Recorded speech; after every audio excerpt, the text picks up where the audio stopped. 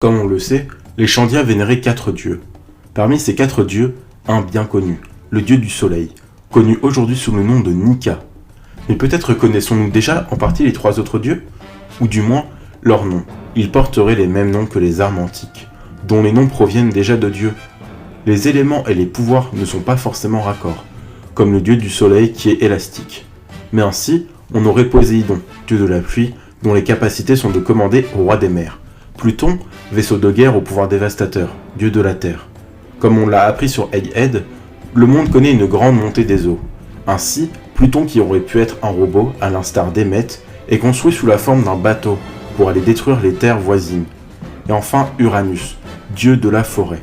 On ne sait rien de l'arme pour l'instant, mais il n'est pas impossible que l'arme tire ses pouvoirs d'un arbre sacré, à l'instar d'Adam ou Ève. Peut-être même est-ce l'arbre situé dans la salle d'Imsama, ou l'arbre dont on théorise qu'il est à l'origine des fruits du démon. Ainsi, il y a moyen qu'on obtienne 3 dieux, qui sont représentés sur Terre par leurs armes antiques, et Nika, leur chef. Ou alors, les dieux n'ont jamais existé. Les armes antiques peuvent aussi être nées de la technologie futuriste de la civilisation du siècle oublié.